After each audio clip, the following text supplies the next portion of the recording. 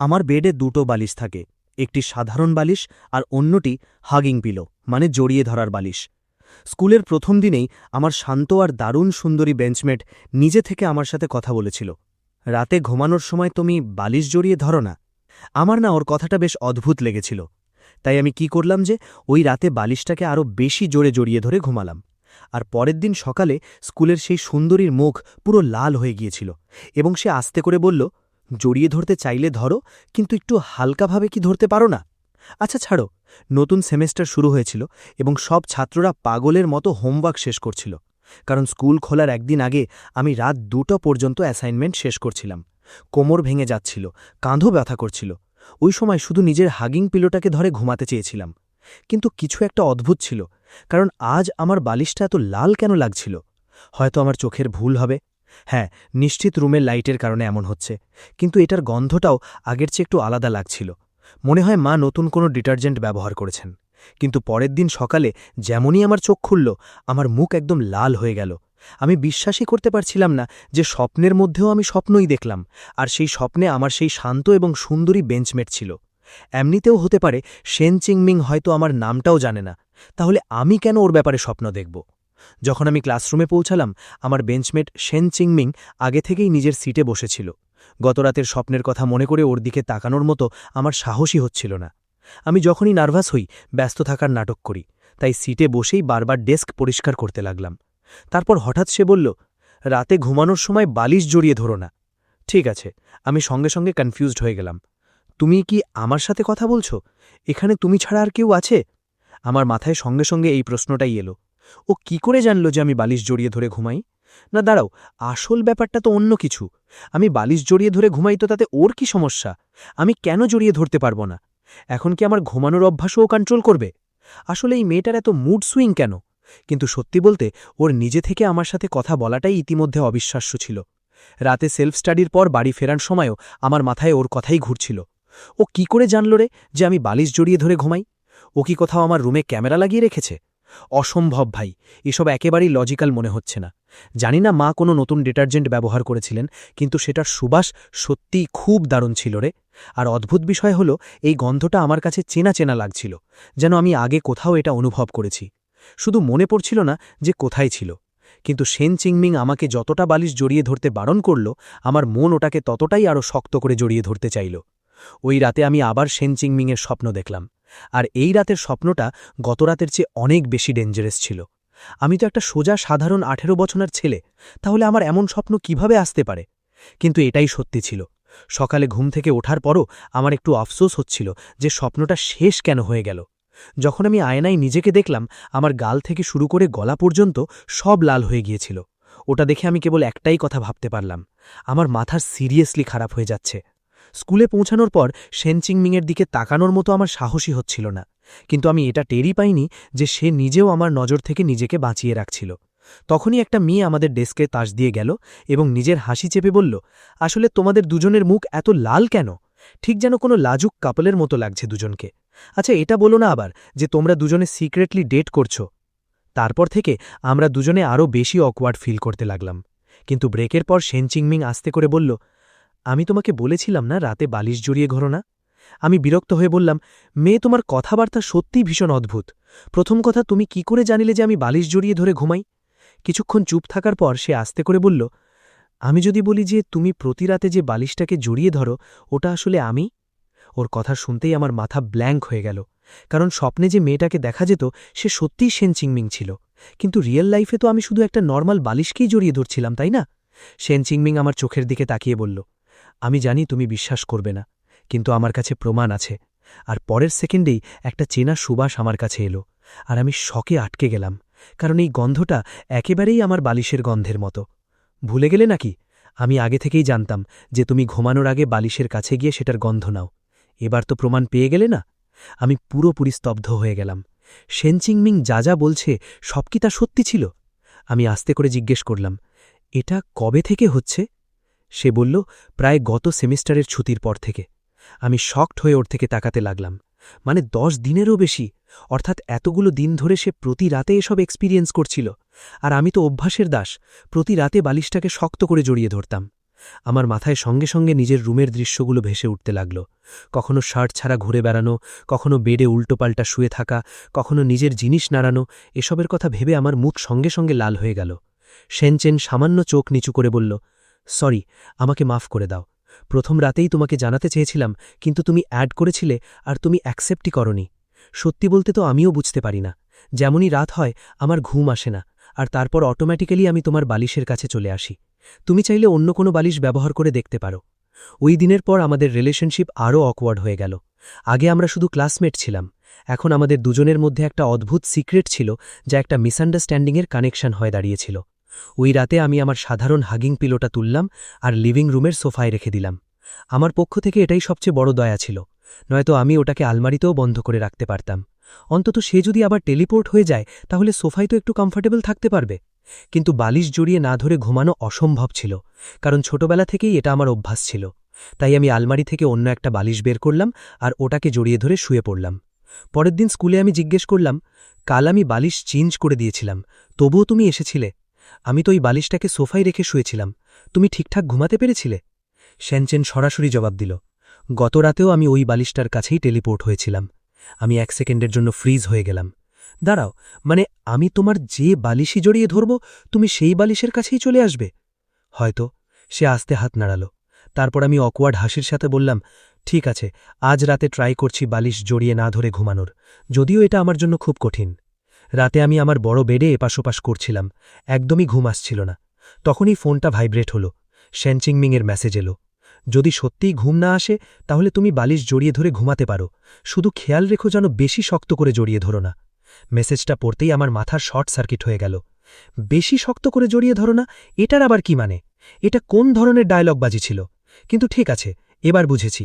যেমনই আমি এটা ভাবলাম যে এই বালিশটা সরাসরি সেনচিংমিংয়ের সাথে কানেক্টেড, আমার হার্টবিট আরও ফাস্ট হয়ে গেল। সেনচিংমিং, তুমি হয়তো চলে এসেছো, তাই না? রিল্যাক্স, আজ আমি খুব হালকাভাবে জড়িয়ে ধরছি। হঠাৎ আমার কানের কাছে একটা আওয়াজ এলো, এসব কি অদ্ভুত হরকত করছো? আমি অলমোস্ট বেড থেকে লাফিয়ে উঠলাম। সেনচেন, তুমি কথাও বলতে পারো? সেও কিছুটা কনফিউজড হয়ে জবাব দিল, আগে তো পারতাম না, আমিও জানি না আজ হঠাৎ গলা কি করে ফুটল। ঠিক তেমনই যেমন আগে তুমি আমার গন্ধ ফিল করতে পারতে না, আর তারপর দুদিন আগে সাডেনলি ফিল করতে শুরু করলে। আমি সঙ্গে সঙ্গে বলে উঠলাম, তার মানে তুমি বালিশের ভেতরে ইভলভ হচ্ছ নাকি? আজ আওয়াজ এসেছে, কালকে আবার বালিশের হাত পা না গজিয়ে যায়। ওটা তো আমিও জানি না। সে একদম শান্ত গলায় বলল, এখন চুপচাপ ঘুমিয়ে পড়ো, কাল সকালে জলদি উঠতে হবে। কয়েক সেকেন্ড পর রুমটা কমপ্লিটলি সাইলেন্ট হয়ে গেল। আমি অবিশ্বাস্য দৃষ্টিতে সিলিংয়ের দিকে তাকাতে লাগলাম। ও কি ঘুমিয়ে গেল নাকি? সিরিয়াসলি, এত সহজে তুই ঘুমাস কি করে? কিন্তু আসল প্রবলেম তো তখন শুরু হলো। সারা রাত একটা আওয়াজ আমার কানে ঘুরছিল, জিয়াংহান শ্যাং উঠে পড়ো, লেট হয়ে যাবে, জিয়াংহান শ্যাং জলদি ওঠো। আমি ঘুমের ঘরে ইরিটেট হয়ে বললাম, ঝিমিন ব্যাস করো, তুমি সারা রাত আমাকে ডেকেই চলেছ। সে সঙ্গে সঙ্গে জবাব দিল, তুই এখনো ঘুমাচ্ছিস? মর্নিং সেলফ স্টাডি শুরু হতে মাত্র 20 মিনিট বাকি আছে। এটা শুনতেই আমার চোখ পুরো খুলে গেল। কি? আমি তো গেলাম। আমি লাইটনিং স্পিডে বেড থেকে উঠলাম আর স্কুলের দিকে ছুটলাম। মনে শুধু একটাই ভয় ছিল, আবার টিচারের কাছে বকুনি খেতে হবে। কিন্তু লাকিলি আমি অ্যাটেন্ডেন্সের সময় ক্লাসরুমে পৌঁছে গেলাম। সিটে বসতেই আমি স্বস্তির নিঃশ্বাস ফেললাম। তারপর হঠাৎ আমার কিছু একটা অদ্ভুত লাগল। 1 মিনিট, সেনচিংমিং তো সাধারণত আমার আগেই চলে আসে, আজ সে এখনও আসেনি, নাকি ওয়াশরুমে গেছে? তখনই ক্লাসরুমের দরজা খুলল। সেনচিং ভেতরে এলো। কিছুটা ক্লান্ত লাগছিল ওকে। আমাকে দেখে সে মৃদু হেসে বলল, স্বামীদেব, কোথায় রয়ে গেলেন? আমি তো ওভারস্লিপ করে গিয়েছিলাম, নেক্সট টাইম খেয়াল রেখো আমার পুরনো বন্ধু। আরে, আমার বেঞ্চমেটও কখনো ওভারস্লিপ করে? সেনচিংমিং সরাসরি জবাব দিল, ওভারস্লিপ তো তুমিই হয়েছিলে, তাই না? কিন্তু আমি তো লেট করিনি। তাহলে তোমার লেট কিভাবে হলো? তোমার বাড়ি তো স্কুলের কাছেই। সে আমার দিকে সরাসরি তাকিয়ে বলল, সকালে তুমি বলছিলে যে আমি সারা রাত তোমার নাম নিয়েছি, সেটার মানে কি ছিল? আমি 1 সেকেন্ডের জন্য ফ্রিজ হয়ে গেলাম, কারণ টেকনিক্যালি সে সত্যি সারা রাত আমার নামই নিয়েছিল। শুধু প্রবলেম এটাই ছিল যে ওইসব আমার স্বপ্নে হয়েছিল। আমার স্বপ্নে একটা ছোট পাপি দেখেছিলাম যে সারা রাত আমার নাম ডেকে চলেছিল, কিন্তু সকালে শেনমিং যে এক্স্যাক্ট শব্দগুলো বলেছিল সেগুলো একদম সেম ছিল। শেনমিং, ব্যাস করো, তুমি সারা রাত আমার নাম ডেকে চলেছ। আমি শকে ওর দিকে তাকাতে লাগলাম। তুমি আমার গলার আওয়াজ পর্যন্ত পারফেক্টলি ইমিটেট কি করে নাও? আমি একটা অকওয়ার্ড হাসির সাথে বললাম, ও হ্যাঁ, ওই পাপিটার নামও সেনচিংমিং ছিল, স্রেফ কোইন্সিডেন্স, সেম নেম। তুমি বিলিভ করো তো, তাই না? শেন চিংমিং শুধু চুপচাপ আমার দিকে তাকিয়েই রইল। স্কুলের পর সে আমাকে একটা ব্রেড আর একটা মিল্কের প্যাকেট দিল। ওই সময় আমার মনে হলো যে এই মেয়েটা জেনুইনলি খুবই বেশি কেয়ারিং। ও জানত যে সকালে আমি ব্রেকফাস্ট করতে পারিনি। তখনই ক্লাসরুমের বাইরে থেকে আওয়াজ এলো, শেন চিংমিং, বাইরে তোমার সাথে কেউ দেখা করতে এসেছে। আমরা দুজনে বাইরে গেলাম। ওখানে একটা হ্যান্ডসাম সিনিয়র দাঁড়িয়েছিল, হাতে একটা কনফেশন লেটার ছিল। স্টুডেন্ট শেনচিং, এটা আমার কনফেশন লেটার, তোমাকে আমার পছন্দ। পাশে দাঁড়িয়ে থাকা মেয়েরা এক্সাইটেড হয়ে ফিসফিস করতে লাগল, আরে ওই দেখো, ও তো আমাদের ইউনিভার্সিটির ফেমাস সিনিয়র লি আন, সুপার হ্যান্ডসাম, পড়াশোনাতেও টপ টিয়ার, আর শুনেছি ফ্যামিলি ব্যাকগ্রাউন্ডও রিচ। লি আন একটা কনফিডেন্ট স্মাইলের সাথে কনফেস করল, কিন্তু শেনমিং পোলাইটলি মাথা নিচু করে বলল, সরি, গ্র্যাজুয়েশনের আগে আমার কোনো রিলেশনশিপে আসার কোনো প্ল্যান নেই। লি আন হালকা হাসল, ঠিক আছে, তাহলে গ্র্যাজুয়েশনের পর আমি আবারও ট্রাই করব। ও চলে যাওয়ার পর আমি ঠাট্টা করে বললাম, বাহ, তোমার পার্সুয়ার তো বেশ হ্যান্ডসাম। শেন চিংমিং সরাসরি আমার দিকে তাকিয়ে জবাব দিল, কিন্তু তোমার চেয়ে বেশি হ্যান্ডসাম নয়। আমি সঙ্গে সঙ্গে প্যানিক হয়ে গেলাম, আমি হ্যান্ডসাম? নিজের চেহারা আমার জানা আছে মেরিজান। এখন তো ও আমাকে ওপেনলি টিজ করতেও শুরু করে দিয়েছিল। আগের শেনচেন তো অলমোস্ট মিউট ছিল, কম কথা বলতো, এক্সপ্রেশনলেস থাকত। এমন সব লাইন ওর মুখ থেকে কখনোই বেরোতে পারত না। ধীরে ধীরে সময় কাটতে লাগল। কলেজ এন্ট্রেন্স এক্সাম কাছে চলে এলো, আর শেনমিং প্রতি রাতে আমার বালিশের কাছে টেলিপোর্ট হতে লাগল। আমিও ধীরে ধীরে এই অদ্ভুত সিচুয়েশনের আদি হয়ে গেলাম। এখন আমি ওকে বালিশের মতো জড়িয়ে ধরে ঘুমোনোটা অলমোস্ট নর্মাল মনে করতে শুরু করেছিলাম। এক্সাম প্রেশারের কারণে আমি বেশ স্ট্রেসড থাকতাম, কিন্তু প্রতি রাতে ওর হালকা শ্বাসের আওয়াজ শুনতেই জানি না কেন মন অটোম্যাটিক্যালি শান্ত হয়ে যেত। তারপর থেকে আমি প্রতি রাতে অনেক রাত অবধি স্টাডি আর রিভিশন করা শুরু করে দিলাম। আর একদিন শেন চিংমিং ফাইনালি আর বরদাস্ত করতে পারল না। আরে এত প্যানিক কেন করছো? শুধু ভ্যালিউজগুলো ফর্মুলায় সাবস্টিটিউট করতে হবে, যদি না পারো তো আমি শিখিয়ে দেব। আমি তোমার লাইফ সেভার, একটু রেসপেক্ট দাও। তারপর সে নোটবুকের দিকে পয়েন্ট করে বলল, আসলে এই কোয়েশ্চেনগুলো একটা ট্র্যাপ। শেন চিংমিং যখন আমাকে পড়াতো তখন সবকিছু সারপ্রাইজিংলি ইজি লাগতে শুরু করে দিত। আমার ম্যাথসের রেজাল্টও ধীরে ধীরে ইমপ্রুভ করতে লাগল। মক টেস্টে যে মার্কস আগে শুধু ডাবল ডিজিটে আসত, সেগুলো ধীরে ধীরে সিঙ্গেল ডিজিট র্যাঙ্ক অবধি পৌঁছে গেল। এক্সামের একদিন আগে সে সিরিয়াস টোনে বলল, এই টপিকটা আরেকবার দেখে নাও, অনেক চান্স আছে যে কাল এক্সামে আসবে। আমি সঙ্গে সঙ্গে মাথা নেড়ে বললাম, বুঝে গেছি, টপ স্টুডেন্টের কথা আমি একেবারেই ইগনোর করব না। পরের দিন সকালে চোখ খুলতেই সে আওয়াজ শুনতে পেলাম, আজ কলেজ এন্ট্রেন্স এক্সাম, ইম্পর্টেন্ট দিন, বেস্ট অফ লাক। দুদিন ধরে টানা এক্সাম চলতে লাগল, আর ফাইনালি সবকিছু শেষ হয়ে গেল। এক্সাম হল থেকে বাইরে বেরোতেই আমি দীর্ঘ শ্বাস ফেললাম। আমার মনে হয় এবার পেপার ঠিকঠাক হয়েছে, কোনো ভালো ইউনিভার্সিটিতে অ্যাডমিশন পেয়ে যাওয়া উচিত। ফাইনালি সব শেষ হলো। কিন্তু ওই রাতে কিছু একটা আলাদা ছিল। শেন চিংমিং আমার বালিশের কাছে আসেনি, আর তার পরের রাতেও না। আমি বেডে চুপচাপ শুয়ে রইলাম আর আলতো করে হাসলাম। অলমোস্ট ভুলেই গেছিলাম, এখন আর তোমার আমার বালিশ হয়ে ঘুমানোর প্রয়োজন নেই। তুমি তো হয়তো খুব খুশি হবে, তাই না? কিন্তু জানি না কেন আমার মনে একটা অদ্ভুত খালি খালি অনুভূতি হচ্ছিল। কলেজ এন্ট্রেন্স এক্সামের পর স্কুল থেকে ফেয়ারওয়েল গ্যাদারিং অর্গানাইজ করা হয়েছিল। মনের ভেতর হালকা একটু এক্সাইটমেন্ট ছিল, হয়তো শেন চিংমিংয়ের সাথে দেখা করার এটাই লাস্ট চান্স হবে। আমি ধীরে ধীরে প্রাইভেট রুমের বাইরে পর্যন্ত গেলাম। দূর থেকে আমি শেন চিংমিংয়ে দেখলাম, সে কোনো একটা ছেলের সাথে কথা বলছিল, আর তার পিঠ আমার দিকে ছিল। আমি ওকে ডাকতেই যাচ্ছিলাম, কিন্তু ওই সিনটা দেখা মাত্রই আমার বুকে হঠাৎ একটা সূচের মতো যন্ত্রণা হলো। তখন আমি রিয়েলাইজ করলাম, জেলেসি, ঈর্ষা, এই ফিলিংটা শুধু আমার একারই হচ্ছিল না। আমি তাড়াতাড়ি নজর সরিয়ে রুমের ভেতরে চলে গেলাম, কিন্তু ভেতরে যেতেই জানতে পারলাম ওখানে তো কনফেশন সিন চলছিল। একটা ছেলে ফুল নিয়ে নিজের বেঞ্চমেটকে প্রপোজ করছিল। ওই মোমেন্টটা দেখে আমার মাথায় একটাই থট এলো, এমনই কি হয় যখন দুজন মানুষ সিক্রেটলি একে অপরকে পছন্দ করে? সত্যি ওই সিনটা খুব সুন্দর লাগছিল। দুজনে একে অপরের দিকে তাকিয়ে হাসছিল। আমি চুপচাপ ওদের দেখে ভেতরে ভেতরে জেলাস ফিল করছিলাম। তখনই আমি আনকনশিয়াসলি রুমের বাইরের দিকে তাকালাম, আর ঠিক ওই সময় শেন চিংমিং ভেতরে এলো। সে সরাসরি আমার দিকে তাকিয়ে হালকা একটা স্মাইলের সাথে বলল, হ্যাপি গ্র্যাজুয়েশন, তোমাকেও মুবারকবাদ। আমি হাসতে হাসতে বললাম, আমার মনে হয় শেনচিংমিং অন্য কিছু বলতে চেয়েছিল, কিন্তু এন্ডে সে চুপচাপ রয়ে গেল। পুরো ফেয়ারওয়েল পার্টির সময় সে আমার পাশেই বসেছিল, কিন্তু আমরা দুজনে হার্ডলি কোনো কথা বললাম। পার্টি শেষ হবার পর ক্লাসমেটরা একে অপরকে হাগ করছিল। বেঞ্চমেট, একটা হাগ তো পাওনা আছে। জানি না ফিউচারে এত বেশি দেখা হবে কিনা। আমি সাহস করে আস্তে করে শেনচিংমিংয়ে হাগ করে নিলাম। ওই মোমেন্টে আমার মাথায় শুধু একটাই থট ছিল, কাশ এই সময়টা আরেকটুখানি থমকে যেত। কিন্তু দুনিয়ায় কোনো পার্টি চিরকাল চলে না। গ্র্যাজুয়েশনের আগে শেনচিংমিং পায়ের আঙুলের ওপর ভর দিয়ে দাঁড়িয়ে হালকা করে আমার মাথাটা টাচ করল। হানশ্যাং, ভবিষ্যতে কখনো কোনো প্রবলেম হলে আমার সাথে কন্ট্যাক্ট করে নিও। আমার উইচ্যাট কন্ট্যাক্ট নাম্বার ওটাই থাকবে, চেঞ্জ হবে না। পরে ক্লাস গ্রুপ থেকে জানতে পারলাম শেনচিংমিং এন্ট্রেন্স এক্সামে টপ র্যাঙ্ক হাসিল করেছিল। দুটো ফেমাস ইউনিভার্সিটি ওকে নেওয়ার জন্য কম্পিট করছিল, কিন্তু এন্ডে সে জিং ইউনিভার্সিটি চুজ করল। আর আমাদের স্কুলের হ্যান্ডসাম সিনিয়র লি অ্যানও তার পিছু পিছু ওই একই ইউনিভার্সিটি জয়েন করে গেল। আমি চুপচাপ ফোনের স্ক্রিন দেখতে লাগলাম। হয়তো ট্যালেন্টেড মানুষরা শেষমেশ ট্যালেন্টেড মানুষদের সাথেই থাকে। এখন সত্যিই আমরা দুজনে আলাদা রাস্তায় চলতে শুরু করেছি। এরপর আমি সাউথের একটা ইউনিভার্সিটিতে অ্যাডমিশন নিয়ে নিলাম। লাইফ ইউনিভার্সিটি টাইপের ইজি ছিল না, যতটা আমি ইম্যাজিন করেছিলাম। কখনো কখনো তো হাই স্কুলের চেয়েও বেশি এক্সস্টিং লাগত, কিন্তু প্রতিটা দিন বেশ ফুলফিলিং কাটত। প্রতি রাতে ঘুমানোর আগে আমি পালিশটাকে হাগ করে চুপচাপ শুয়ে পড়তাম। শেনচিংমিংয়ের ব্যাপারে কখনো কখনো ওর সোশ্যাল মিডিয়া প্রোফাইলটাও কোয়াইটলি চেক করতাম, শুধু এটা দেখার জন্য যে সে নতুন কোনো সেলফি আপলোড করেছে কিনা। ওর পার্সোনালিটি দেখে মনে হতো সে এখনও নিজের ড্রিম ইউনিভার্সিটিতে শাইন করছে। সে হয়তো অনেক নতুন নতুন ট্যালেন্টেড বন্ধুও বানিয়ে ফেলেছে, আর হয়তো এখন আমার মতো পুরনো বন্ধুর কথা ওর খুব কমই মনে পড়ে। কখনো কখনো মনে শুধু একটাই খোয়াইশ হতো, কাশ যদি আরেকবার দেখা হতে পারত, ব্যাস কিছুক্ষণ কথা বলার জন্য। ফার্স্ট ইয়ারের সেকেন্ড সেমিস্টারে আমার ক্লাবের একজন সিনিয়র আমাকে কনফেস করল, হানশ্যাং, তুমি যদি ফ্রি থাকো তো কখনো বাইরে দেখা করতে পারি?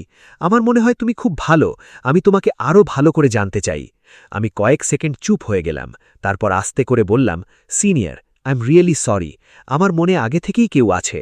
সে একটু হেল্পলেস স্মাইল করে বলল, আচ্ছা, তাহলে আমি লেট করে ফেললাম। পরে আমার রুমমেটরা আমাকে টিজ করতে লাগল, ভাই, সিনিয়র নিজে তোকে ডেটে ডাকছিল আর তুই মানা করে দিলি? তুই এত শান্ত কি করে থাকতে পারিস? মনে অন্য কেউ আছে নাকি সারা জীবন কম্পিউটারের সাথেই কাটানোর প্ল্যান আছে? আমি শুধু হালকা একটু হাসলাম। তোমরা বুঝবে না, আমার মনে অনেক আগে থেকেই একজন স্পেশাল পার্সন আছে। রুমমেট তো জোরে হেসে উঠল, আচ্ছা জি, স্পেশাল পার্সনও আছে? আমার তো মনে হয়েছিল আমিই তোর ফেভারেট। আমিও হাসতে হাসতে বললাম, আমি সিরিয়াসলি বলছি, সত্যি কেউ আছে। পরের দিন সকালে আমার ফোনটা হঠাৎ ভাইব্রেট হলো। মেসেজ সেন্ডার দেখা মাত্রই আমার নিঃশ্বাস আটকে গেল। শেনচিংমিং, তুমি যদি ফ্রি থাকো তো আমরা কি বাইরে দেখা করে একটু কথা বলতে পারি? আমি সঙ্গে সঙ্গে বেড থেকে উঠে বসলাম। এটা সত্যিই ওর মেসেজ। আমার মুখে কোনো কন্ট্রোল ছাড়া হাসি চলে এলো। ফ্রি? একেবারে ফ্রি। রিসেন্টলি তো আমি বেশ ফ্রিই আছি। আমার রুমমেটরা ব্ল্যাঙ্কেটের ভেতর থেকে ইরিটেট হয়ে চেঁচিয়ে উঠল, হানসিং, সকাল সকাল এত শোরগোল করছিস কেন রে ভাই? মনে হচ্ছে তুই বেড নাড়িয়ে নাড়িয়ে ভেঙে ফেলেছিস। এই কথাটা আমার রুমমেট ঘুমের ঘরে ইরিটেট হয়ে বলল, কারণ আমি আমার এক্সাইটমেন্ট কন্ট্রোল করতে পারছিলাম না। মনে আছে না, আমি তোদের সেই স্পেশাল ওল্ড ফ্রেন্ডের কথা বলেছিলাম? ওর এইমাত্র মেসেজ এসেছে, সে আমার সাথে দেখা করতে চায়। ভাই সাব, আজ আমি তোদের সাথে থাকছি না। রুমমেটরা একে অপরের দিকে তাকিয়ে হাসতে লাগল। তাহলে সত্যিই কোনো স্পেশাল ওল্ড ফ্রেন্ড ছিল? ভাই, তুই তো এমন খুশি হচ্ছিস যেন তোর স্বপ্ন পূরণ হয়ে গেছে। আমি তাড়াতাড়ি জামাকাপড় চেঞ্জ করে সেই ক্যাফেতে পৌঁছে গেলাম যেখানে আমরা দেখা করার প্ল্যান বানিয়েছিলাম। দূর থেকেই আমি শেনচিংমিংনে দেখলাম। সে অলরেডি উইন্ডো সাইডে বসেছিল। আমি ভেতরে যাওয়ার আগে একটা দীর্ঘশ্বাস নিয়ে নিজেকে শান্ত করতে লাগলাম। যেমনই আমি ওর সামনে বসলাম, সে মৃদু হাসল। অনেকদিন হয়ে গেছে হানসিং, তুমি তো একদমই বদলাওনি। আমি হাসি চেপে বললাম, আমি কিভাবে বদলাইনি? কিন্তু মনের ভেতরে আরেকটা চিন্তা চলছিল। এটা সেই চেনা সুবাস, সত্যিই খুব ভালো লাগছে। সে কফি নাড়তে নাড়তে জিজ্ঞেস করল, ইউনিভার্সিটি লাইফ কেমন চলছে? একদম মস্ত, অনেক নতুন বন্ধু হয়েছে। তারপর সে সরাসরি আমার চোখের দিকে তাকিয়ে জিজ্ঞেস করল, তুমি কি কখনো কখনো আমাকে মিস করো? আমি কোনো হেজিটেশন ছাড়াই বললাম, হ্যাঁ, তুমি সবসময়ই খুব স্পেশাল ছিলে, তো অফকোর্স তোমার কথাই মনে পড়ে। তারপর আমি আস্তে করে জিজ্ঞেস করলাম, আর তুমি? শেনচিংয়ের চোখ দুটো সামান্য নরম হয়ে এলো। আমি তোমাকে খুব মিস করি। আমার হার্টবিট 1 সেকেন্ডের জন্য যেন থমকে গেল। তখনই হঠাৎ পেছন থেকে একটা মেয়ের আওয়াজ এলো, হানসিং, আরে, এটা তো সত্যিই তুমি। আমি ঘুরে তাকালাম তো সে আমার ইউনিভার্সিটির সিনিয়র ছিল। আমি মনের ভেতরে ভাবলাম, প্লিজ আমাকে বাঁচিয়ে নাও। সে শেনচিংয়ের দিকে তাকালো এবং টিজিং টোনে জিজ্ঞেস করল, ও ও, এটা কি তোমার গার্লফ্রেন্ড? আমি প্যানিক হয়ে সঙ্গে সঙ্গে হাত নাড়াতে লাগলাম। না না, এ আমার হাই স্কুল ক্লাসমেট। বাস এখানে কাজে এসেছিল, তাই আমরা ক্যাজুয়ালি দেখা করতে চলে এলাম। সিনিয়র হাসল। আচ্ছা, বুঝেছি। তাহলে আমি আর ডিস্টার্ব করছি না। নেক্সট টাইম আমি তোমাকে খাওয়াবো। সে চলে গেল। কিন্তু সিচুয়েশন এখন আরও বেশি কনফিউজিং হয়ে গিয়েছিল।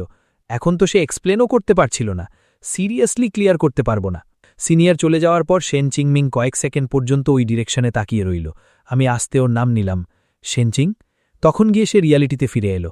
সে সাডেনলি জিজ্ঞেস করল, তুমি কি এখন কাউকে ডেট করছো? এক্কেবারেই না। এখন যে সিনিয়র এসেছিল সে শুধু ক্লাবের কথা বলতে এসেছিল। হ্যাঁ, সে আগে ক্লাব জয়েন করার কথা বলেছিল, কিন্তু আমি পোলাইটলি মানা করে দিয়েছিলাম। কিছুক্ষণ দুজনের মধ্যে নীরবতা রইল। তারপর শেনচিং আস্তে করে বলল, হানসিং, আমরা কি একে অপরকে আরও ভালো করে জানার চেষ্টা করতে পারি? ধীরে ধীরে কি একে অপরের দুনিয়ায় এন্টার করতে পারি? আমি ওর দিকে ব্ল্যাঙ্ক এক্সপ্রেশন নিয়ে তাকিয়েই রয়ে গেলাম। আমার বিশ্বাসই হচ্ছিল না যে শেনচিংমিং নিজে আমার কাছে আসতে চায়। আমি ভাবতে লাগলাম কি জবাব দেব। এতক্ষণ ভাবার পরেও আমার মুখ থেকে শুধু দুটো শব্দ বেরোল, যদি তুমি চাও তো, তোমার মর্জি। নেক্সট সেকেন্ডেই আমার নিজের ওপর রাগ হলো। আরে ইডিয়েট, এমন মোমেন্টে মেয়েকে আগে কনফেস করতে দিতে নেই। আমার ওর পিছনে নেওয়া উচিত ছিল। শেনচিং হালকা হাসল। ঠিক আছে তাহলে। ওই দিন আমরা দুজনে একসাথে ডিনার করলাম। ওর ফেভারিট স্ট্রবেরি কেক অর্ডার করলাম, মুভিও দেখলাম, পার্কেও গেলাম, আর সেই সব ছোটোখাটো জিনিস করলাম যা নর্মালি কাপেলরা ডেটে করে। রাতে আমরা সেম হোটেলেই দুটো আলাদা রুম বুক করলাম। ঘুমানোর আগে সে স্মাইল করে বলল, গুড নাইট। তোমাকেও গুড নাইট। দরজা বন্ধ হওয়ার আগে সে আস্তে করে বলল, হানসিং, এখন তুমি শুধু আমার। পরের দিন সকালে আমি ওকে এয়ারপোর্টে ড্রপ করতে গেলাম। ওকে চলে যেতে দেখে বুকটা হঠাৎ ভারী হয়ে গেল। আমি নিজেকে ধরে রাখতে পারলাম না। আমি ওর হাত ধরে ওকে নিজের দিকে টেনে নিলাম। শেনচিং, আমরা আর কতটা ওয়েট করব? এখন থেকেই অফিসিয়ালি একসাথে হয়ে যাচ্ছি না কেন? আমি আর ওয়েট করতে চাই না। ভবিষ্যতে চাইলে তুমি রিগ্রেটই করো না কেন? রেসপন্সিবিলিটি আমার হবে। শেনচিং কয়েক সেকেন্ড আমার দিকে তাকালো, তারপর সে আলতো করে হাসল। ঠিক আছে বয়ফ্রেন্ড, আমি তোমার সাথে দেখা করতে বারবার আসতে থাকব। ঠিক আছে, আমি তোমাকে রিসিভ করতে আসব না, তুমি নিজেই চলে এসো। ফ্রাইডে ক্লাসের পর আমি সরাসরি বেরিয়ে যাব। আমি হোস্টেলে ফিরে যেয়ে সরাসরি নিজের রুমমেটদের কাছে গেলাম। ভাইসব, আমি অফিসিয়ালি সিঙ্গল স্টেটাস থেকে বাইরে চলে এসেছি। রুমমেটরা সঙ্গে সঙ্গে রিয়্যাক্ট করল, বা ভাই, বেশ স্মুথ প্রগ্রেস। কাল পর্যন্ত শুধু দেখা করার কথা ছিল, আজ রিলেশনশিপে আছিস। এখন তো সিনই আলাদা। আমিও শক ছিলাম। কাল পর্যন্ত শুধু একটা মিটিং ছিল, আর আজ আমরা একসাথে আছি। এখন একসাথে আছি, তবুও মন চায় যেন প্রতিটা সেকেন্ড ওর সাথে দেখা করি। এসব স্বপ্ন তো মনে হচ্ছে না, কিন্তু একটা চিন্তা আমাকে বারবার ডিস্টার্ব করছিল। সে আমাকে পছন্দ কেন করে? আমি যখন এটাই ভাবছিলাম, তখনই শেনচিংমিংয়ের মেসেজ এলো, আমি তোমার শহরে কাজের জন্য আসিনি, আমি তোমাকে খুঁজতে এসেছিলাম। আমার মাথা ব্ল্যাঙ্ক হয়ে গেল। তার মানে সে স্পেশালি আমার জন্যই এসেছিল। মনে একটা অদ্ভুত ইমোশনের শক ছিল। ভালোবাসার এই ফিলিংটা কতটা ব্রাইট হয়। ওই রাতে যখন আমি বালিশ ধরিয়ে ঘুমালাম, আবারও সেই চেনা সুবাস এলো। আমি আস্তে করে বললাম, শেনচিং, আমি এখানে আছি। আমিও এখানে আছি। আওয়াজটা বালিশ থেকে এলো, আর তারপর যেমনই চোখ উঠল, সে আবার বালিশ হয়ে গিয়েছিল। আমি এক্সাইটেড হয়ে গেলাম। আমি তোমাকে অনেক কিছু বলতে চাই, কিন্তু দুজনেই গান্ত ছিলাম। বাস এটুকুই বলতে পারলাম, গুড নাইট। পরের দিন সকালে আমি আমার কাউন্সিলরের কাছে রিকোয়েস্ট করে অফ ক্যাম্পাস ডে অনুমতি নিয়ে নিলাম। রাতে বাড়ি ফিরেই আমি নন স্টপ বলতে থাকলাম, শেনচিংমিং, তুমি জানো আজকে কি হয়েছে? কাউন্সিলর আমার দিকে অদ্ভুত চোখে তাকাচ্ছিল। ক্যান্টিনের আন্টি আমাকে এক্সট্রা রাইসও দেয়নি। তারপর আমি থামলাম। সরি, আমি কি বেশি কথা বলছি? তোমার কি ইরিটেটিং লাগছে? হোপফুলি আমার কথাবার্তা তোমাকে বোর করছে না? শেনচিংমিং সফটলি বলল, না, আমার তোমার কথাবার্তা ইন্টারেস্টিং লাগে। আমি একটু সারপ্রাইজড হয়ে গেলাম। তাহলে হাই স্কুলে তুমি আমার সাথে কথা বলতে না কেন? সে শান্তভাবে জবাব দিল, ওই সময় তোমার চারপাশে একটা কোল্ড অরা ছিল, ভয় লাগত, তাই আমি অ্যাপ্রোচ করতে পারিনি। তারপর সে একটু পজ নিয়ে বলল, আমি জেনারেলি মানুষের ক্লোজ হই না, কিন্তু তুমি এক্সেপশন।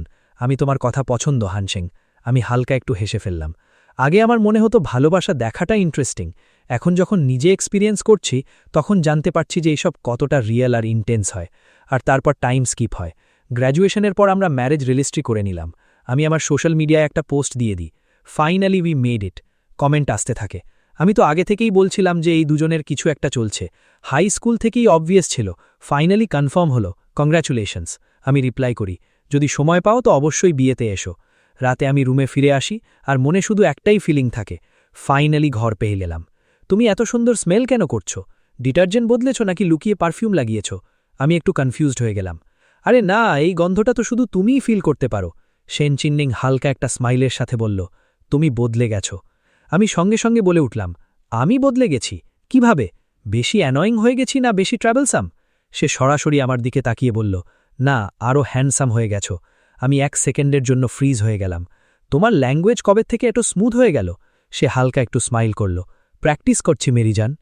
তখনই একজন রিলেটিভ ইমোশনাল অ্যাটমসফিয়ার ব্রেক করে মাঝখানে চলে এলো আর আস্তে করে বলল, উইথ দ্য ওয়ে, একটা কথা বলি, আগে তোমার সিস্টার আমাকে ফোন করে জিজ্ঞেস করেছিল যে ছেলেকে কিভাবে ইমপ্রেস করতে হয়। আমি শকে ওর দিকে তাকাতে লাগলাম। ও সিরিয়াসলি? যে মেয়ে বেশি কথা বলতো না সে কাউকে ইমপ্রেস করা শিখছিল? রিলেটিভ আগে বলল, আমি বলেছিলাম না সরাসরি গিয়ে নিজের মনের কথা বলে দাও। আমার মনে হয়েছিল সে করবে না, কিন্তু সে সত্যিই করে দেখালো। আমি আস্তে করে সাইডে তাকালাম তো সেনচিংমিং অলরেডি আমার দিকে তাকিয়েছিল। হঠাৎ সেই রিলেটিভের ডাক এলো, চলো এবার তুমি বাড়ি যাও, তুমি তো বুঝতেই পারছো এখন আমাদের একটু প্রাইভেসি দরকার। সে অকওয়ার্ড হয়ে চলে গেল। আমি সেই সময় সাইলেন্ট ছিলাম, আর তারপর আমার হঠাৎ মনে পড়ল হাই স্কুলের পরের সেই দিনটার কথা, যখন আমার মনে হয়েছিল সব কিছু শেষ হয়ে গেছে, আর হয়তো দেখা হবে না, লাইফ বাস আলাদা ডিরেকশনে চলে গেছে।